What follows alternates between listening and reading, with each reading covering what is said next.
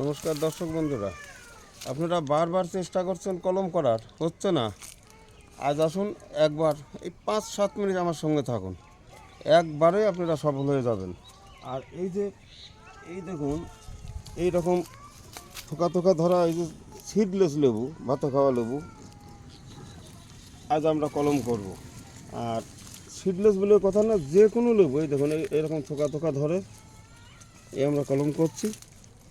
যাদের কলম শেখার ইচ্ছে অবশ্যই ভিডিওটা আগাগোড়া দেখবেন, ভালো লাগলে সাবস্ক্রাইব করবেন, লাইক করবেন, শেয়ার করবেন।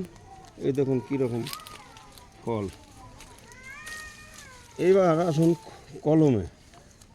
আগে এই যে কাঁটাগুলি কাটবেন, সাইডে কাঁটাগুলি, নাহলে হাতে লাগবে। এই যে একটা ডাল নিলেন, বেশ মাথায় ঝুপালো। আর এই যে ছালটা কাটবেন, খুব ধারের চাকু না, যেমন আম বানতে খুব ধারের চাকু লাগে, এই খুব ধারের চাকু না, পোঁচ দিয়ে কাটবেন না, চার দিয়ে কাটবেন। এইভাবে চার দিয়ে কাটবেন, হ্যাঁ, যাতে ওই নিচের কাঠটা না কাটে। আর যদি এইভাবে পোঁচ দেন, কাঠ কাটবে, ভেঙে যাবে হাওয়া হলে। দেখা যাচ্ছে ভালো? তাহলে এই যে ছালটা আমি এখন তুলবো, এটাকে বলে গুটি কলম বা গুল কলম। এই যে ছালটা তুলে ফেললাম, ডালার মতোই আছে, প্রায় ছালটা তুলে ফেললাম। এইভাবে তোলার পর এর গায়ে একটা দেখবেন মানে আঠা জাতীয় কিছু থাকে, কোনো কিছু ন্যাকড়া দিয়ে এইভাবে ডলা দিবেন। এইভাবে ডলা দিয়ে এই রোদ্রের সময় হলে পরে আধ ঘন্টা 1 ঘন্টা রাখবেন, তারপরে বাঁধবেন। আমি অবশ্য এখনই সঙ্গে সঙ্গে বাঁধছি, মানে 1-2 ঘন্টা পরে বাঁধলে এই আঠাটা শুকো যাবে। আর না শুকোলে যদি কোনো রকম একটু সবুজ অংশ থাকে, আঁশ থাকে, তাহলে কিন্তু আবার এই ছাল হয়ে যাবে। ছাল হলে আপনার শিকড় আসবে না।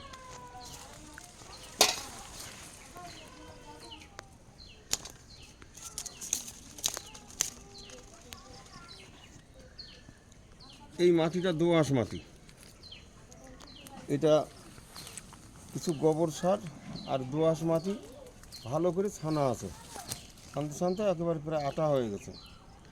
আর এটা একেবারেও নরম না, একেবারে শক্ত না, মানে মোটামুটি নরম। এই যে একেবারে শুকনো শুকনো করবেন না, তাড়াতাড়ি শুকো যাবে, শিকড় আসতে দেরি হবে। আবার একেবারে নরম করবেন না, ওদিকে হয়তো সে যদি রস না শুকায় 7 দিন 10 দিনে ছাল পচে যাবে, এটাই সমস্যা।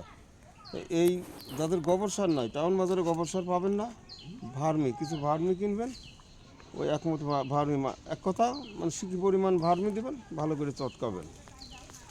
এবার মাটিটা এখানে লাগাবেন,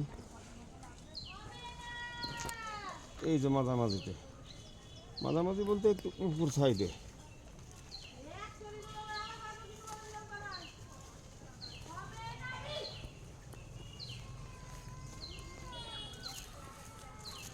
এবার যে কোনো একটা সাদা প্লাস্টিক নেবেন, প্লাস্টিকটা একটু ছোটো হয়ে গেছে, আপনারা একটু বড় কাটবেন। এইভাবে ধরবেন, প্লাস্টিকটা লম্বা করে নিতে, সব দিকে সমান আছে। আচ্ছা, এই যে এবার এই নিচের মাথাটা মানে কম পড়লো, আরও প্রায় দেড় বেশ হওয়ার দরকার ছিল, তাহলে পরে ঠিক হতো। খুব ছোটো কাটা আছে। এবার একটা সুতুলি নেবেন, আর এই যে একটু মাটি পেঁচে আমি প্যাঁচ দিলাম।